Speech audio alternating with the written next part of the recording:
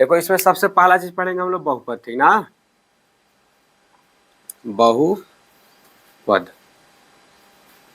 दूसरा पढ़ेंगे बहुपद के प्रकार। बहुपद के प्रकार। तीसरा पढ़ेंगे शेषफल प्रमेय, ठीक ना। शेषफल प्रमेय। और चौथा भी बता दे क्या पढ़ेंगे। चौथा पढ़ेंगे महत्वपूर्ण सवाल, ठीक ना।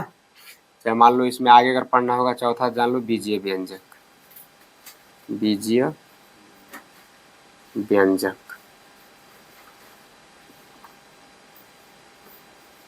ये चीजें पढ़ेंगे, ठीक। इसमें सबसे पहला चीज हम लोग देखते हैं बहुपद ना। पहला देखेंगे हम लोग बहुपद। बहुपद होता क्या है। बहुपद, ठीक। देखो बहुपद को सिंपल सी शॉर्टकट भाषा में हम लोग जानेंगे ना। अगर बहुपद को हम लोग परिभाषित करना होगा कि सर बहुपद किसे कहते हैं, तो बहुपद की परिभाषा है कि अगर बहुपद पहचानना होगा हमको, चाहे लिखना होगा, तो बहुपद बराबर क्या होता है। जैसे एक चर राशि लिख दिए, क्या लिखे, एक चर राशि लिखे, इसकी घात एक पूर्ण संख्या लिख दिए, क्या लिखे, उसकी घात एक पूर्ण संख्या लिख दिए। अचर हो या ना हो उससे हमको कोई मतलब, अचर तो अपने आप आ जाएगा, ठीक ना। देखो ध्यान समझना इसको, बहुपद उसको कहते हैं जिसमें एक चर राशि हो और उसका घात क्या हो, एक पूर्ण संख्या हो, उसे हम क्या कहेंगे, बहुपद कहेंगे। जहां दिखेगा समझ जाना कि बहुपद। देखो सबसे पहले एक चीज जान लो कि पूर्ण संख्या होता क्या है। पूर्ण संख्या जानना जरूरी है। पूर्ण संख्या क्या होता है कि प्राकृतिक संख्याओं के समूह में केवल शून्य को शामिल कर दो, फिर जो बनेगा उसको हम लोग क्या कहेंगे। पहला पाठ में पढ़े हो ना संख्या पद्धति में। एक चीज और जानना है, यहाँ पे चर है तो चर जान लो। चर क्या होता है। चर उस राशि को कहते हैं जिसका मान समय अनुसार या आवश्यकता अनुसार क्या हो, बदलते रहता है, ठीक ना। बदलता रहे उसको हम क्या कहेंगे, चर कहेंगे, ठीक। उसको क्या कहेंगे, चर बोलेंगे। जैसे में x हो गया, y हो गया और z हो गया, डट डट। अचर को भी देख लेते हैं कि सर अचर क्या होता है। अचर जो हो गया, देखना इसका उदाहरण भी देख लेते हैं यहाँ पे। अचर जो हो गया इसका मान कभी न बदले। जैसे में 1 हो गया, 2 हो गया, 3 हो गया, 4 हो गया, 5 हो गया, सब क्या है, अचर है, ठीक ना। ये सब क्या है, अचर है। इसको थोड़ा सा डिटेल में यहाँ समझ लेना। देखना जैसे अगर हम इसको बोले, तो अगर हम कह दिए कि जैसे यहाँ पे लिख दिए हम 5, तो 5 तो बदलेगा नहीं। यहाँ पे लिख दिए 40/5। मान लो हम तुम लोगों को सवाल दिए, ठीक ना, कि 40/5 है, इसको तुम लोग हल करो। 10 बच्चे हो, 10 लोग क्या कर रहे हो, इसको हल कर रहे हो 40/5 को। तो देखो जिसको भी भाग आता होगा, ठीक ना, जिसको भाग आता होगा वो लोग अगर इसको हल करोगे तो 5 अट्ठे सबका कितना आएगा, 8 ही आएगा। कोई ऐसा इसमें लड़का नहीं है जो कह दे कि सर जी 5 9 40 होला, ठीक ना। कितना होगा, सबका आंसर 8 आएगा, ठीक। यानी इसका मान हम यहाँ पे कराएंगे, भाग यहाँ पे करवाएंगे तब वो जाकर मध्य प्रदेश में कराएंगे तो भी कहीं कराएंगे, इसका मान कितना आएगा, 8 ही आएगा ना। तो ये क्या है, अचर है, क्योंकि ये बदलेगा नहीं। अब x वाले को देखो सर कैसे बदलेगा, तो देखना है यहाँ पे। अगर हम यहाँ पे लिख दे कि px बराबर, मान लो यहाँ पे लिख दिए कितना कि 3x - 1 ना। अब इसको करो तो यहाँ पे हम लोग लिखेंगे, अगर इसका मान निकालना होगा हमको तो इसका मान हमको क्या करना पड़ेगा, शून्य करना पड़ेगा। तो फिर यहाँ पे लिखेंगे 3x - 1 बराबर 0। 3x इधर देखो, इसको थोड़ा सा हम लोग बना लेते हैं ना, 6 कर लेते हैं। कितना, 6। इधर -6 इधर आएगा तो क्या हो जाएगा, +6 हो जाएगा, ठीक। अब यहाँ पे देखो इसको उठा के इधर भेजो, x बराबर कितना हो जाएगा, 6/3। 3 दूना के 6। x का मान कितना है यहाँ पे, 2 है। अगर हम इसी को ऐसे लिख दें, इस प्रकार से लिख दे कि 4x अब +5 बराबर 7, यहाँ पे माइनस लिख लेते हैं, ठीक ना। तब इसको क्या करोगे, अगर मान निकालना होगा कि x का मान निकालो, तब क्या करोगे, लिखोगे 4x बराबर 7 है तो 7, इधर -5 इधर आएगा तो +5 हो जाएगा। तो 4x बराबर 7 5 12, x बराबर क्या हो जाएगा, 12/4। 4 तिहाई 12। x का मान कितना आया, 3 है। यहाँ पे कितना आया था, यहाँ पे कितना आया, 3 आया ना। यानी एक्स के मान हम देख रहे हैं कि बदलते जा रहा है, कहीं 1 आ रहा है तो कहीं 2 आ रहा है, कहीं 3 आ रहा है, कहीं 5 भी आ सकता है, कहीं कुछ भी आ सकता है। ठीक ठीक ना। तो ये होता है चर और ये होते हैं अचर। ठीक, तो जहां भी चर राशि की घात अगर तुमको पूर्ण संख्या दिखे तो समझ जाना कि वो क्या है, वही हमारा बहुपद है। ठीक ना, वो क्या है, बहुपद। जैसे उदाहरण में देख लेना, उदाहरण देख लेते हैं। पहला देखना, जैसे मान लो यहाँ पे लिख दिए x और इसके घात लिख दिए 3। ठीक ना, ये क्या हो गया, बहुपद हो गया। ठीक ना, चाहे ऐसे लिख दिए कि y के घाते 4 प्लस y के घाते 3, फिर प्लस या माइनस का चिन्ह देके 1 लिख दिए। इसमें देखो ये 1 लिखो या ना लिखो उससे कोई दिक्कत नहीं है। जो y है ये क्या है, चर राशि है। क्या है y, चर राशि है। इसका घात एक क्या है, पूर्ण संख्या है ना। जो y है उसका घात क्या है, एक पूर्ण संख्या। अचर नहीं कहेंगे हम लोग, अचर नहीं कहेंगे कि उसका घात अचर है, उसकी घात एक पूर्ण संख्या। पूर्ण मतलब क्या होता है कि ना तो बटे में रहेगा, घात न तो बटे में रहेगा, न तो ऋणात्मक रहेगा, ठीक ना, माइनस में, न तो भिन्न में, ऐसा कुछ नहीं रहेगा। सिंपल सा जो बस लिखा है इनमें से अगर कोई होगा घात में तो समझ जाना है कि बहुपद है, अन्यथा नहीं है। ठीक ना, इसमें देखना, मान लो पहला क्या लिखे, उदाहरण डाल देना ना। उदाहरण अगर हम इसको लिख दे तब कि x के घात 4 प्लस y के घात 2 प्लस z के घात 3 और प्लस 9, ये बहुपद है कि नहीं। ध्यान से देखो, चर है, चर है, चर है। कितने चर है, 1 2 3 चर है। इनके घात कितना है, सबका घात कितना है, एक पूर्ण संख्या है ना। ये भी क्या है, बहुपद है। ये भी क्या है, बहुपद है। एक चीज आगे तुम लोगों को मिलेगा कि एक चर में बहुपद और अनेक चर में बहुपद। एक चर का मतलब कि उस बहुपद में जितने चर हो एक जैसा हो। मतलब यहाँ पे शुरू में x है तो सब क्या रहेगा, x। शुरू में y है तो सब क्या रहेंगे, y। शुरू में z हो तो सब क्या रहेंगे, z। अगर एक ही किस्म का चर हो तो उसको हम लोग कहेंगे एक चर वाला बहुपद। अगर अलग अलग चर है तो जितने चर उतने चर वाला बहुपद है। कितने चर वाला है, 1 2 3, 3 चर वाला बहुपद है ना। कितने चर वाला बहुपद है, 3 चर वाला बहुपद है। अगर हम ऐसे लिख दिए कि x के घात 5 और प्लस y के घात 2, ये 2 चर वाला बहुपद हो गया। ठीक, लेकिन बहुपद है। ठीक ना, ये सब के सब क्या है, बहुपद है। ठीक, अब इसके आगे छोटा सा चीज देखना, दूसरा हम लोग इसको देखते हैं, बहुपद के प्रकार। अगर हम लोग देखना हुआ बहुपद के प्रकार, ठीक ना, बहुपद के प्रकार। तो देखो बहुपद जो होते हैं इनको हम लोग मुख्यतः 2 भागों में बांट सकते हैं, केवल 2 भागों में डिफाइन कर सकते हैं। ठीक ना, कौन कौन, पहला घात के आधार पर, दूसरा पद के आधार पर। पहला घात के आधार पर, दूसरा पद के आधार पर। ठीक, इसमें ध्यान देना कि इसको हम लोग आधार कहते हैं, ठीक ना, और इसको हम लोग घात कहते हैं। ध्यान देना, ये हमारा क्या है, घात है, ये क्या है, ये वाला आधार है। ठीक ना, ये क्या है, आधार है। इसमें कह रहा है कि जो बहुपद का प्रकार है, कितने प्रकार के होते हैं, 2 प्रकार के।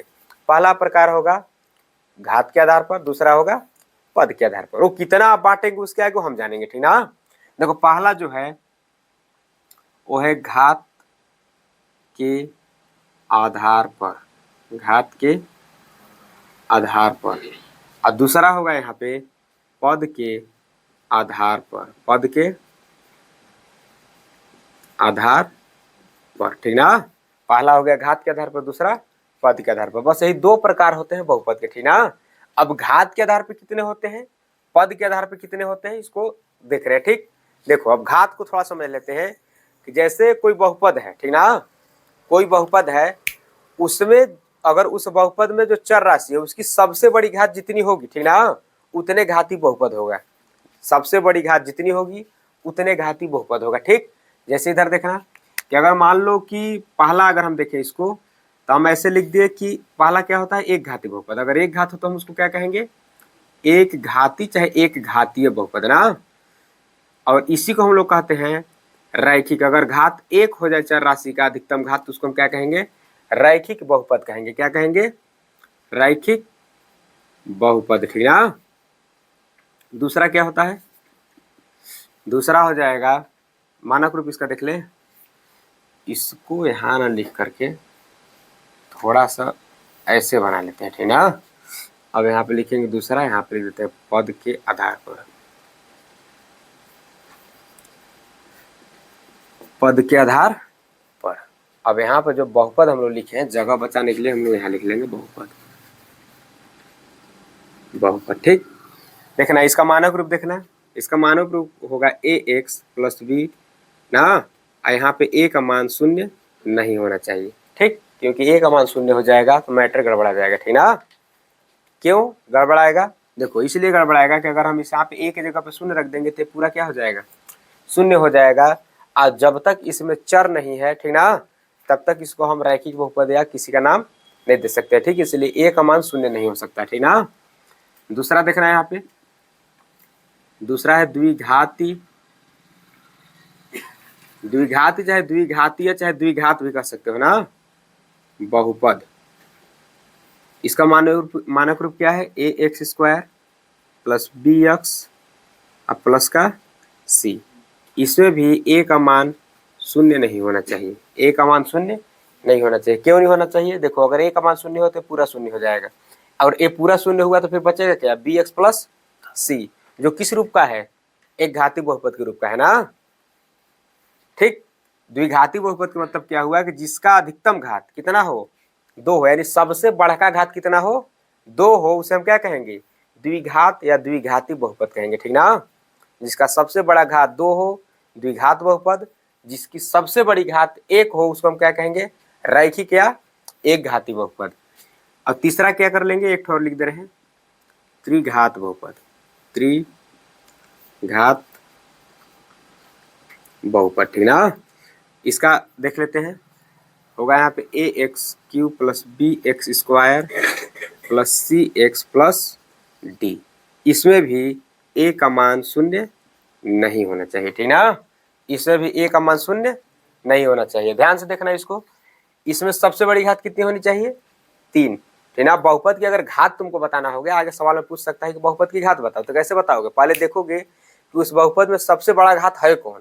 जो बहुपद का जो सबसे बड़ा अंक होगा उसी को हम लोग क्या कहेंगे कि बहुपद की घात यही है, ठीक ना। इसमें जैसे पूछेगा हमसे कि इसमें सबसे बड़ी घात बताओ, तो देखो यहाँ पे 1 है, 2 है, 3 है, इन तीनों में बड़ा कौन है, तो 3 सबसे बड़ा है, ठीक ना।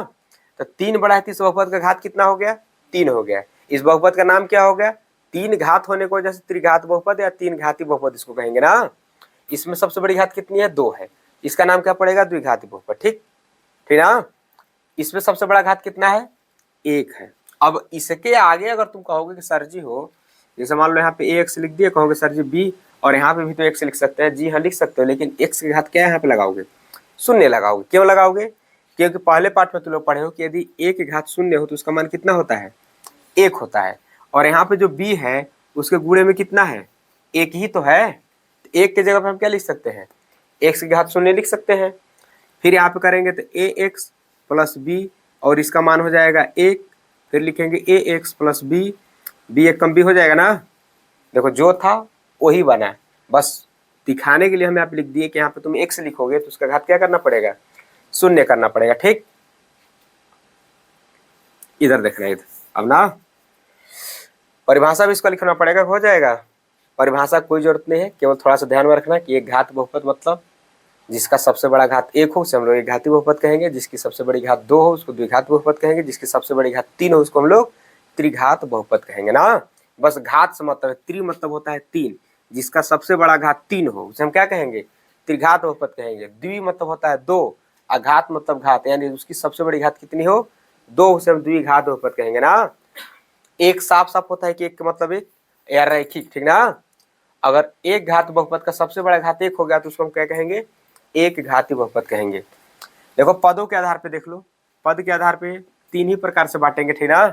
एक थोड़ा चलो इसमें कौन होता है, देखो एक पदी चाहे एक पदीय, ठीक ना, एक पदीय बहुपद जिसका पद कितना हो, केवल 1 हो, घात कितनों से हमको कोई मतलब नहीं है, इसमें पद कितनों से हमको कोई मतलब नहीं है। ध्यान समझना, इसमें पद कितनों से हमको कोई मतलब, देखो यहाँ पे घात कितना था, 3 था, पद कितना है, 1 2 3 4 है ना।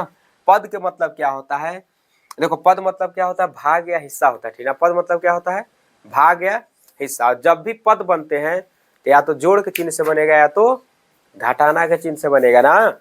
गुणा और भाग का चिन्ह से पद नहीं बनता है। क्यों नहीं बनता है देखना इधर। अगर हम यहाँ पे लिख दे कि 2 गुणे मान लो x लिख दिए और ऐसे लिख दिए कि 2 प्लस x लिख दिए, इसको तो जोड़ना मुमकिन है नहीं, जोड़ नहीं पाओगे। पीछे पढ़े हो कि अगर यहाँ पे केवल x हो, यहाँ पे 2 हो, यानी दोनों अलग अलग हो तो उसको जोड़ नहीं सकते हैं, जैसे उसी रहेगा। लेकिन गुणा में तो पढ़े हो कि गुणा में बराबर हो या न हो, गुणा हम करेंगे तो करेंगे, ठीक ना। अब ये देखो अलग अलग है ना, ये अलग हुआ, लिखे तो थे हम अलग, लेकिन गुणा और भाग का नियम है को अलग रहने देंगे नहीं। क्या करेंगे उसको एक कर देंगे, ठीक ना। जब भी पद अलग होंगे तो या तो जोड़ के चिन्ह से अलग होंगे, या तो जोड़ के चिन्ह से अलग होंगे, या तो घटाने के चिन्ह से अलग होंगे। जब भी बहुपद में पाओगे, मतलब पदों के आधार पे, जब चाहे किसी भी आधार पे पाओगे तो कौन चिन्ह में पाओगे, या तो प्लस में या तो माइनस में पाओगे ना। गुणा और भाग उसमें आएगा नहीं, क्योंकि गुणा भाग एक ही में मिल जाते हैं, ठीक ना। तो इसको देखना ध्यान से। एक पदी बहुपद जो है इसका डायरेक्ट हम लोग एग्जाम्पल देखेंगे। परिभाषा समझ लेना, ऐसा बहुपद जिसमें केवल एक पद हो, जिसमें केवल एक पद हो उसे हम क्या कहेंगे, एक पदी बहुपद या एक पदीय बहुपद कहेंगे। जैसे मान लो यहाँ पर हम लिख दिए 4 x के घाते 5, यहाँ पे लिख 2 x के घाते 9, यहाँ पे लिख दिया 9 x के घाते 18। देखो एक पद एक पद एक पद, 3 पद नहीं है। बीच में देखो प्लस माइनस का चिन्ह है। हम अभी तुरंत बोले हैं कि बीच में कौन चिन्ह होना चाहिए, पद गिनना हो तो कौन चिन्ह गिनना पड़ेगा तुमको, प्लस माइनस का चिन्ह देखना पड़ेगा। इसमें जोड़ और घटाने का चिन्ह कहीं है नहीं। क्या है, कामा है। कामा का मतलब क्या होता है कि अलग अलग है ना। ते हुआ एक उदाहरण है, दूसरा का उदाहरण है, तीसरा का। तीनों में कई कई पद हैं एक पद एक पद एक पद। इसमें देखो 1 2 पद, 1 2 3 पद, 1 2 3 4 पद, ठीक। इसमें कितना है, एक पद। घात से हमको कोई मतलब नहीं है, पद हम लोग पढ़ रहे हैं तो हम लोगों को पद से मतलब है ना। दूसरा देखो द्विपदीय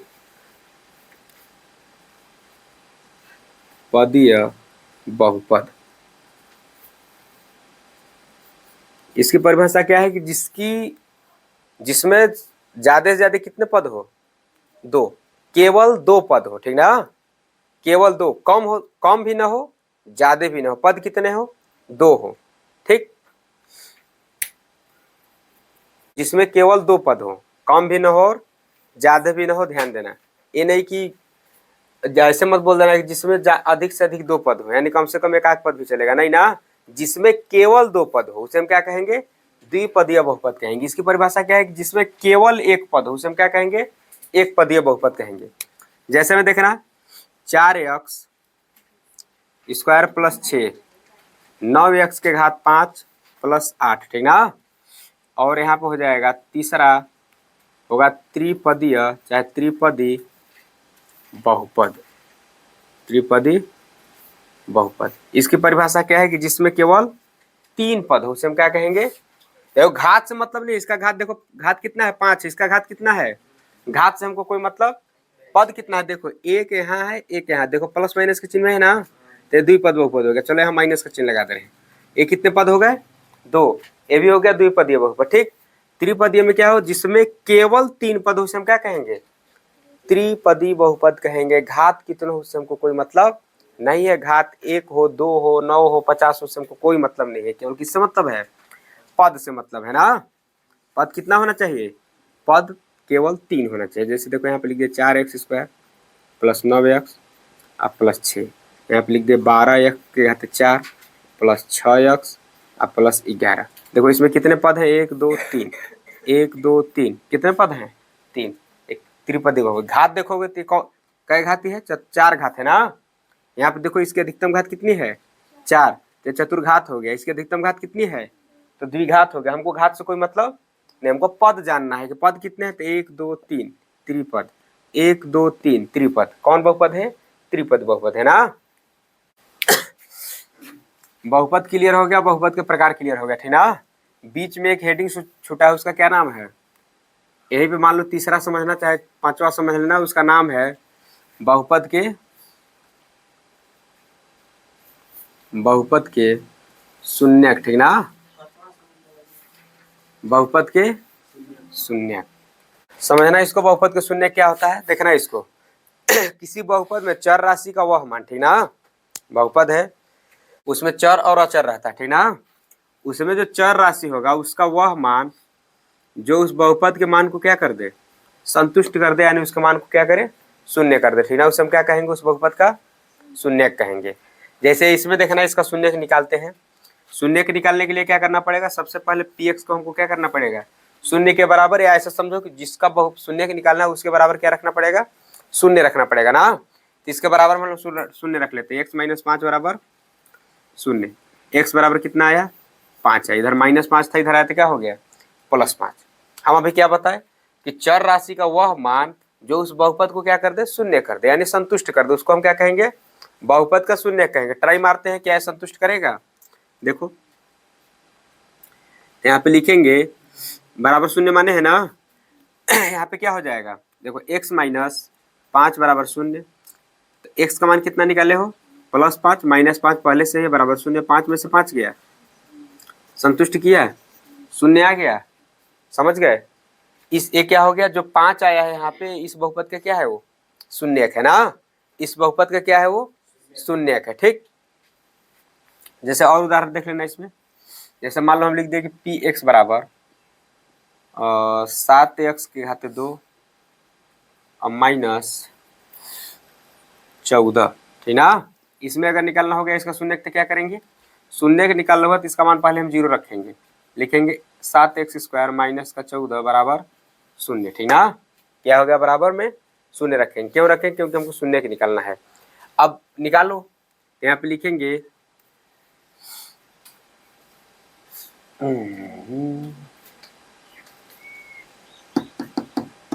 चलो देखो 7x स्क्वायर, इधर माइनस इधर आएगा तो क्या होगा, इस साइड में है -14, इधर आएगा तो क्या हो जाएगा, +14 हो जाएगा। फिर लिखेंगे x स्क्वायर बराबर 14/7।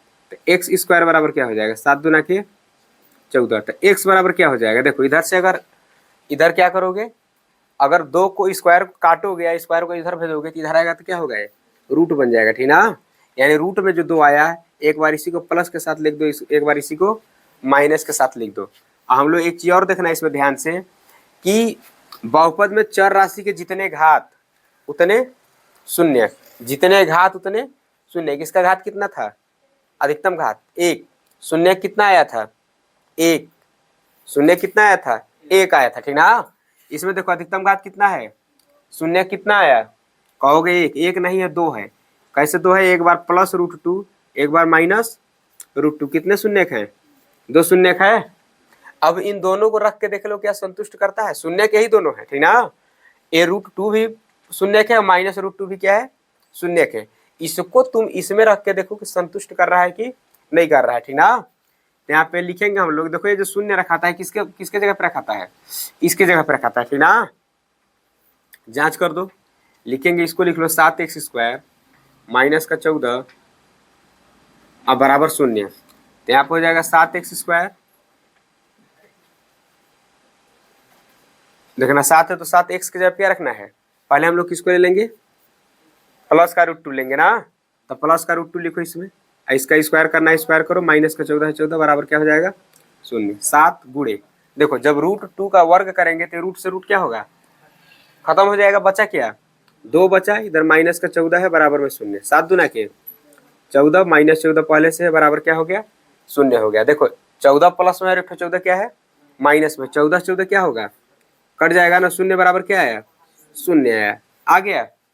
अब इसको रख के ट्राई मार लो, फिर रखेंगे -x बराबर क्या रख लो, x बराबर -√2, इसको रखेंगे ना। तो हो जाएगा 7x स्क्वायर -14 बराबर शून्य। 7 और x का मान कितना है, -√2 है ना, इसका स्क्वायर कर दो, माइनस का हो जाएगा 14 बराबर शून्य, ठीक। कोई दिक्कत है यहाँ तक। अब देखना 7, एक चीज पढ़े हो तो लोग आगे पीछे पढ़े हो सवाल में कि जब माइनस में हो कोई चीज, इसका हम क्या करते हैं, वर्ग करते हैं तो क्या बन जाता है, प्लस में बनेगा ना। क्यों प्लस में बनता है, देखो रीजन उसका क्या है कि घात 2 का मतलब क्या है कि जिसका हम लोग घात 2 लिखे हैं वो कई बार गुणा में होगा, 2 में हो, 2 बार होगा ना, 1 2। तो जब गुणा करेंगे तो क्या होगा, माइनस माइनस प्लस, 1 1 कम, इसलिए प्लस बन जाता है ना, धन धन बन जाता है। तो यहाँ पे क्या हो जाएगा, ये भी ये तो प्लस हो जाएगा। इस स्क्वायर से क्या होगा, कट जाएगा ना, इस स्क्वायर से ये रूट क्या होगा, खत्म हो जाएगा, बचेगा क्या, फिर 2 बचेगा, -14 तो -14, फिर इधर क्या हो जाएगा, 7 दूना की 14, -14 बराबर 0, इसका काम खत्म, बराबर क्या बचा, 0। जांच के संतुष्ट हो गया। तो इसका देखो, जो इस बहुपद का शून्य है वो कितने हैं, 2 हैं, कौन कौन, प्लस का √2 और माइनस का √2। इसका कितना था, यानी अब तक हम लोग ये चीज समझे कि चर राशि का वह उस मान को हम लोग बहुपद का शून्य कहते हैं जो उस बहुपद को संतुष्ट करे, यानी उसका मान कितना ला दे, 0 ला दे, उसे हम क्या कहते हैं, उस बहुपद का शून्य कहते हैं ना। कोई दिक्कत है यहाँ तक, यही इस बहुपद का शून्य है। अब ध्यान समझना इसको, अब यही से हम लोग अभ्यास पढ़ेंगे, इसको हम लोग बाद में पढ़ेंगे, ठीक ना, आगे पढ़ लेंगे, इसको आगे पढ़ लेंगे, ठीक। अब यहाँ से हम लोग अभ्यास प्रश्नावली के सवाल सीखेंगे, ठीक। उसके बाद जैसे जैसे नियम कानून आते जाएगा ऐसा पढ़ते जाएंगे, ठीक ना। ठीक, देखना इधर ना प्रश्नावली 2.1, ठीक।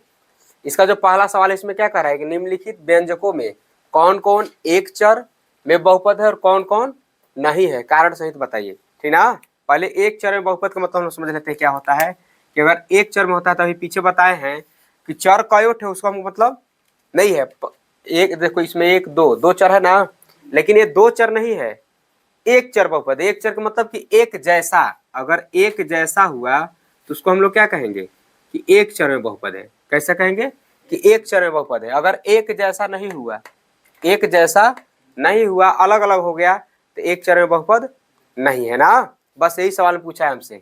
देखना इससे पूछा है कि क्या एक चर में बहुपद है, देखेंगे यहाँ पे देखना x है, यहाँ भी x है, दोनों एक जैसा है, देखो x x दोनों एक जैसा है, एक जैसा है तो कैसा बहुपद है, एक चर में बहुपद है। कैसा बहुपद है, एक चर में बहुपद है। इसको लिख देंगे कि एक चर में, एक ऐसे हिंदी में देखो तू जितना अच्छा बना चाहो उतना अच्छा लिख सकते हो। ऐसे लिख सकती हो कि इस बहुपद में दोनों चर x x है, ठीक ना, इसलिए इस बहुपद को हम लोग एक चर में बहुपद कहेंगे, चाहे कह सकते हैं, ठीक।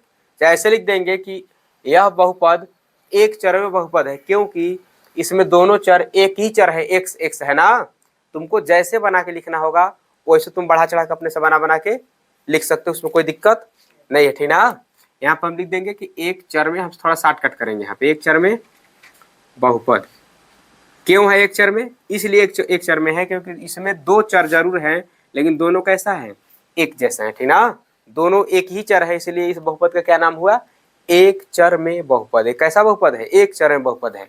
अब यहाँ पे ध्यान से देखना दूसरा का वाले को, इसमें देखो पहले ये भी पता करना है कि बहुपद है कि नहीं, केवल देख के मत मार देना कि बहुपद बहुपद बहुपद, नहीं, सब इसमें बहुपद नहीं है ना। अब देखो इसको देखो, इसमें देखो बहुपद है। अभी बहुपद की परिभाषा हम क्या बताएं कि कोई चर राशि हो, ध्यान से देखना, कोई चर राशि उसका घात क्या हो, एक पूर्ण संख्या, उसे हम क्या कहेंगे, उसे हम बहुपद कहेंगे। इसमें देखो एक चर है, इसका घात क्या है, 2, 2 क्या है, एक पूर्ण संख्या है ना, 2 एक पूर्ण संख्या है ना। इससे हमको मतलब नहीं, आचार फचर से कोई मतलब नहीं है, केवल हमको चर से मतलब है, ठीक ना। चर है, इसका घात एक पूर्ण संख्या है, हाँ तो ये बहुपद है। पहले पता करना है बहुपद है कि नहीं, तो बहुपद है। अब बहुपद है तो कै चर में है, एक चर में है, तो केवल y न है, एक चर में है। इसको भी लिख देना कि एक चर में बहुपद है, एक चर में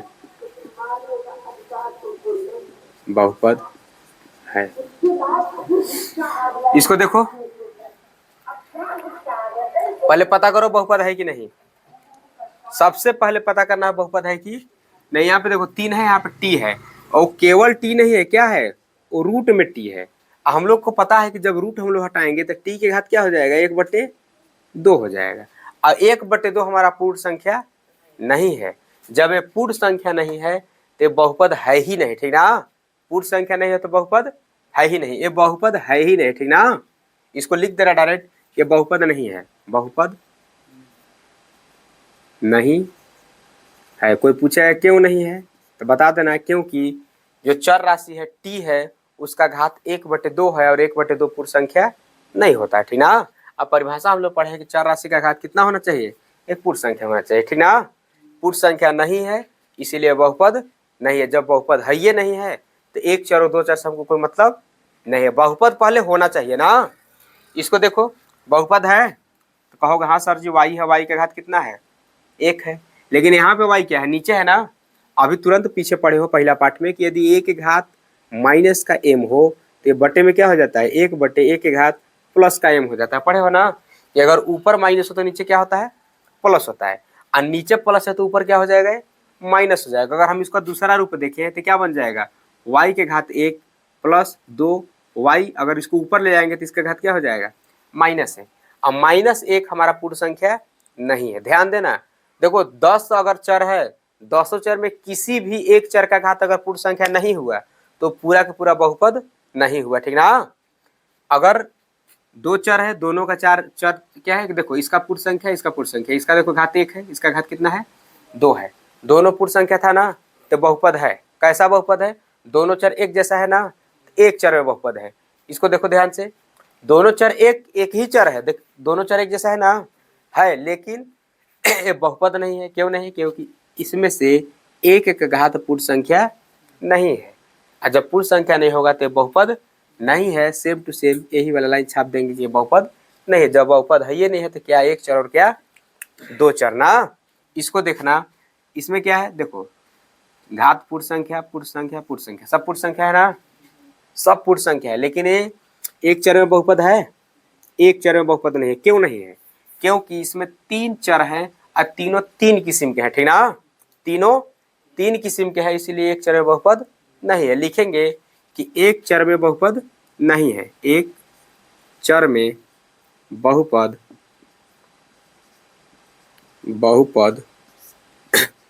नहीं है, क्योंकि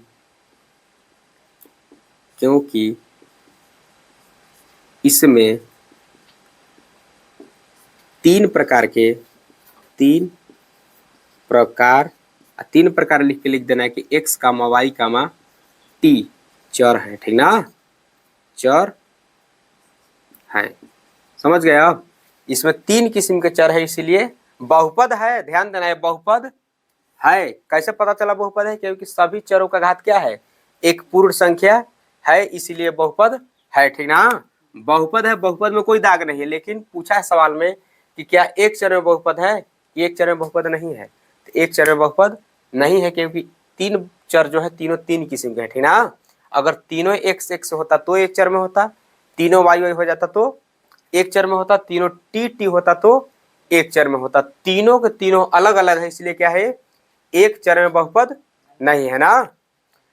बस ये पहला सवाल था। दूसरा क्या कह रहा है कि निम्नलिखित में से प्रत्येक में x² का गुणांक लिखिए। हमको x² का गुणांक बताना है। किसका गुणांक, x² का गुणांक। थोड़ा सीधा समझ लेना कि अगर हमारा यहाँ लिखा है 5 और x², अगर इसमें हमको गुणांक देखा जाए तो गुणांक हम लोग किसका देखते हैं, गुणांक हम लोग चर राशि का गुणांक देखते हैं। गुणांक मतलब कि जो चर राशि लिखा हुआ है उसके गुणे में कौन अंक है, उसके गुणे में कौन अंक है, यानी कौन अचर है। देखो ये चर है और ये अचर है। क्या है, अचर है। x² है 5 है, 5 और एक गुणे में क्या है, x² है। तो यहाँ पे ध्यान से देखो कि x² के गुणा में कौन है, 5 है, तो यही 5 जो है x² का क्या हो गया, गुणांक हो गया। ये 5 क्या है, x² का गुणांक हो गया, वो गुणा में है, ठीक ना। अब इसमें बताओ, इसे पूछ रहा है कि x² का गुणांक बताओ। ध्यान से देखना इधर ना, यहाँ पे x² है, इसके बगल में कोई अंक है, नहीं है, दिख नहीं रहा है लेकिन है। हम लोग जानते हैं कि हर अंक या अक्षर के गुणा में 1 होता है और भाग में 1 होता है ना। तो इसके गुणा में कितना है, 1 है ना। तो यहाँ पे लिखेंगे कि x² का गुणांक बराबर कितना है, देखो इसके बगल में 1 है और 1 का चिन्ह क्या है, प्लस है ना, तो प्लस का 1 है। कोई दिक्कत इसमें, इसमें देखो x² का गुणांक इसमें कितना है, देखना ध्यान से, x² का गुणांक कितना है। लिखेंगे यहाँ पे x² का गुणांक, x² का गुणांक कितना है। देखो x² के बगल में कोई अंक नहीं है तो हम लोग क्या लिखेंगे, 1 लिखेंगे। 1 अब क्या हो गया, माइनस में हो गया ना। 1 के बाएं तरफ कौन चिन्ह है, माइनस का चिन्ह है, ऋणात्मक चिन्ह है, तो क्या हो गया, -1 हो गया। ठीक, इसमें देखो x² का गुणांक कितना है, लिखेंगे हम लोग कि x² का गुणांक, यहाँ पे लिखो x² का गुणांक।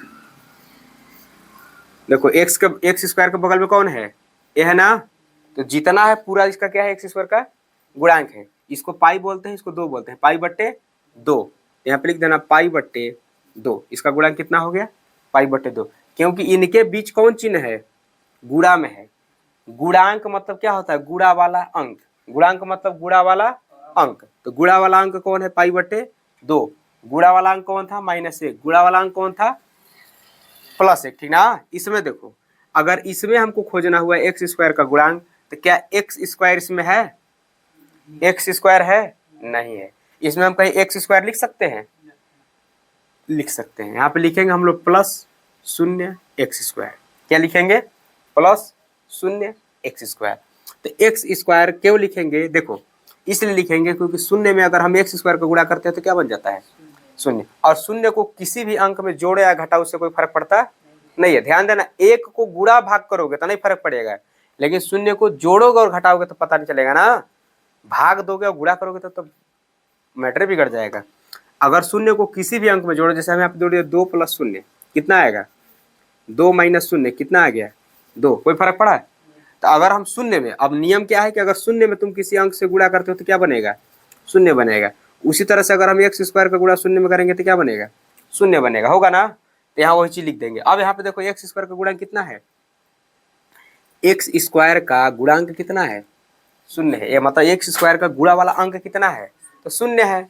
जो नहीं है उसका हम लोग डायरेक्ट शून्य लिखेंगे, ठीक ना। तो यहाँ पे लिख देंगे कि एक्स स्क्वायर का गुणांक कितना है? 0। बस हो गया आंसर। कोई दिक्कत इसमें? इसमें देखो क्या कह रहा है, इस सवाल को थोड़ा ध्यान से देखना, कठिन नहीं है, बस समझने की बात है ना। यहाँ पे कह रहा 35 घात। कितना घात? 35 घात। तुमको ऐसा बहुपद लिखना है कि उसकी घात कितनी हो? अधिकतम 35 हो। लेकिन आगे का शर्त सुनना कि वो कौन बहुपद हो? द्विपद बहुपद। उसका पद कितना होना चाहिए? 2 होना चाहिए। जैसे मान लो हम लिख दिए x अब +4, लेकिन इसकी घात अधिकतम कितनी हो? 35 हो।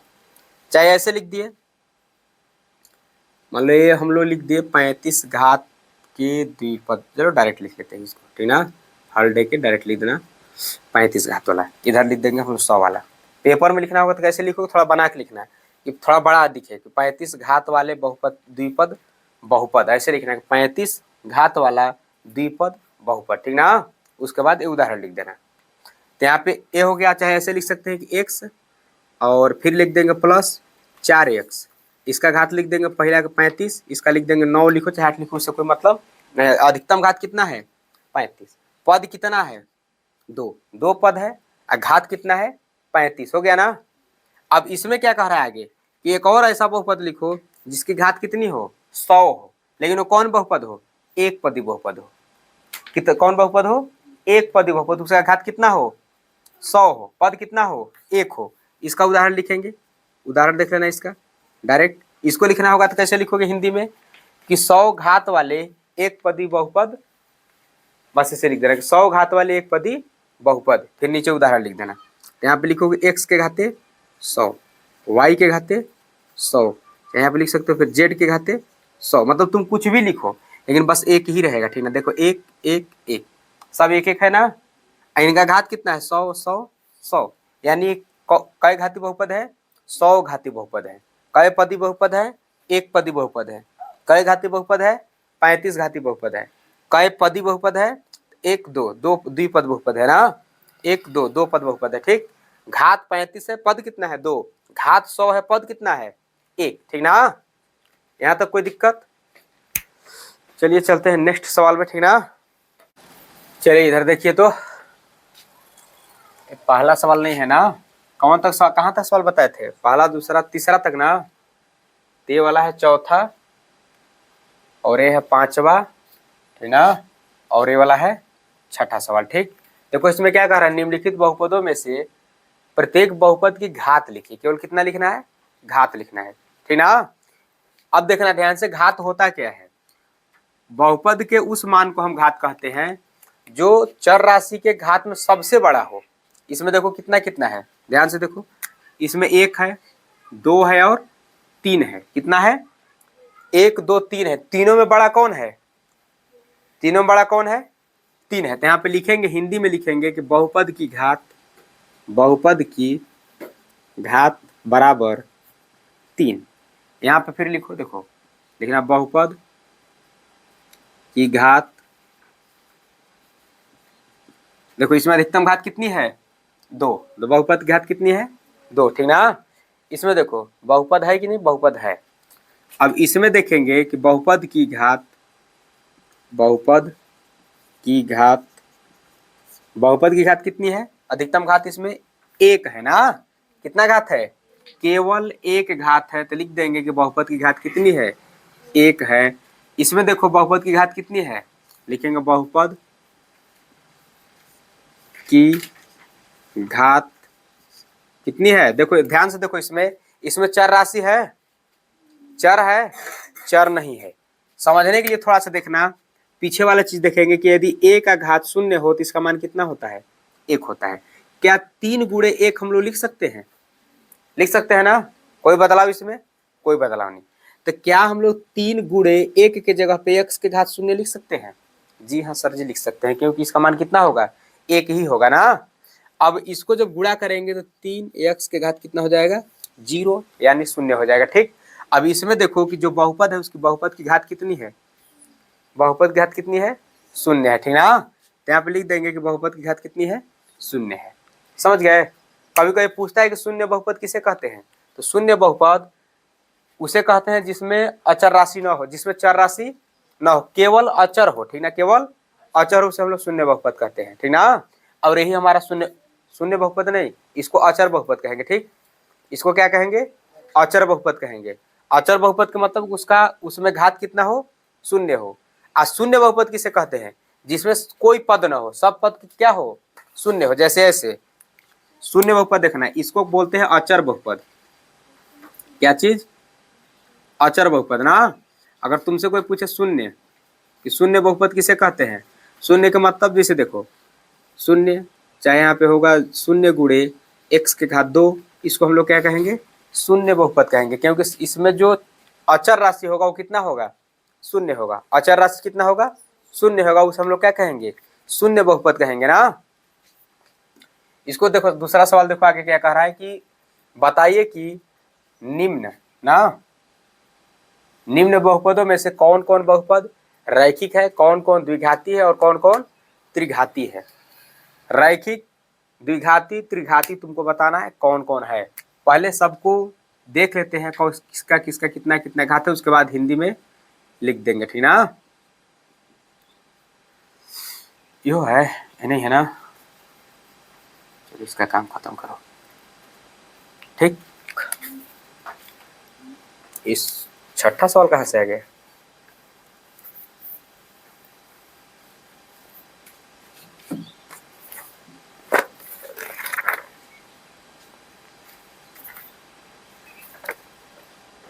पांचवा सवाल है ना। देखना इसमें, ये देखो क्या है बहुपद है ना, इस बहुपद में सबसे बड़ी घात कितनी है 2 है, अधिकतम घात कितनी है 2 है। लिखेंगे कि अधिकतम घात, लिखना कि अधिकतम घात 2 है ना, इसलिए यह द्विघाती, कैसा द्विघाती बहुपद है, द्विघाती बहुपद है, ठीक ना। समझ गए बात को। इसमें अधिकतम घात कितनी है 2 है, अधिकतम घात 2 का मतलब क्या हुआ, कौन सी बहुपद है द्विघाती बहुपद है, ठीक ना। इसको देखो अधिकतम घात कितनी है, अधिकतम घात कितनी है 3 है। लिखेंगे यहाँ पे कि अधिकतम घात कितना है 3 है, लिख देना इसलिए ना, इसलिए यह त्रिघात बहुपद है, कितना त्रिघात बहुपद है, बहुपद है, ठीक ना। इसको देखना ध्यान से, इसमें देखो घात यहाँ पे 1 है और यहाँ पे 2 है, सबसे बड़ा घात कितना है 2 है। पद से मतलब नहीं, हमको केवल घात से मतलब है ना, क्योंकि यहाँ पे हमसे घात नहीं पूछा है, घात पूछा है ना, घात पूछा है, पद नहीं पूछा है ना। पूछा है कई घाती बहुपद है, तो हमको खाली घात से मतलब, कई पदों से कोई मतलब नहीं है। इसमें कितना घात है, अधिकतम घात कितना है 2 है, ठीक ना, इसलिए यह द्विघात, द्विघात बहुपद, द्विघात बहुपद है ना। इसमें देखो अधिकतम घात कितनी है, एक है। कितनी है, अधिकतम घात कितनी है, एक है। तो लिखेंगे यहाँ पे अधिकतम घात कितना है, एक है। और जिसका घात एक होता है उसको हम लोग क्या कहते हैं, उसको हम लोग कहते हैं रैखिक बहुपद। क्या बोलते हैं, रैखिक बहुपद। तो लिखेंगे इसलिए यह रैखिक बहुपद है, ठीक ना, रैखिक बहुपद है। इसमें देखो अधिकतम घात कितनी है, एक है। तो ये भी कैसा बहुपद है, रैखिक। अधिकतम घात एक है, ठीक ना, इसलिए यह रैखिक बहुपद है ना। इसमें देखो अधिकतम घात कितनी है, दो है, ठीक ना। अधिकतम घात कितनी है, दो है। पद से हमको कोई मतलब नहीं है, अधिकतम घात दो है। तो लिखेंगे यहाँ पे अधिकतम घात दो है, इसलिए यह द्विघात बहुपद है, ठीक ना, द्विघात बहुपद है। इसमें अधिकतम घात कितनी है, तीन है, ठीक ना। लिखेंगे यहाँ पे अधिकतम घात तीन है, इसलिए यह त्रिघात बहुपद है। एक बार फिर से इसको ध्यान समझ लेना, ठीक। देखो प्रश्न में क्या पूछता है उस पर विशेष ध्यान होना। प्रश्न में क्या पूछा था हमसे कि रैखिक है कि द्विघाती है कि त्रिघाती है, यानी इसमें हमसे क्या पूछा था, केवल घात के बारे में पूछा था। क्या पूछा था, केवल घात के बारे में पूछा था। पद से हमको कोई मतलब इसमें नहीं है, पद कितना है क्या है उससे हमको कोई मतलब नहीं है। किसके बारे में पूछा था, केवल घात। नाम भी दिया था कि बताओ कौन रैखिक है, कौन द्विघाती है और कौन त्रिघाती है, ठीक ना। इसमें हम देखे बताए अधिकतम घात दो है, अधिकतम घात कितनी है इसमें, दो। तो द्विघाती बहुपद। अधिकतम घात कितना है, तीन, त्रिघाती बहुपद। अधिकतम घात कितना है, दो है, कौन बहुपद, द्विघात बहुपद। फिर यहाँ पे देखो अधिकतम घात कितना है, एक है, तो रैखिक बहुपद। घात कितना है, एक है, रैखिक बहुपद। घात दो है तो द्विघात बहुपद, घात तीन है तो त्रिघात बहुपद, ठीक ना। घात देख करके हमको पता चलता है कि कौन घाती बहुपद है, ठीक। अगर हमसे पद पूछेगा तो घात नहीं देखेंगे, क्या देखेंगे, पद देखेंगे कि इसमें कितने पद है, यानी कै ठो चिन्ह इसमें प्लस माइनस का चिन्ह लगा है, ठीक ना। उस चिन्ह के हिसाब से गिन लेंगे, एक दो तीन, जितना पद होगा उतने पद ही बहुपद हो गया, ठीक। इस हिसाब से प्रश्नावली क्या हो गया, खत्म।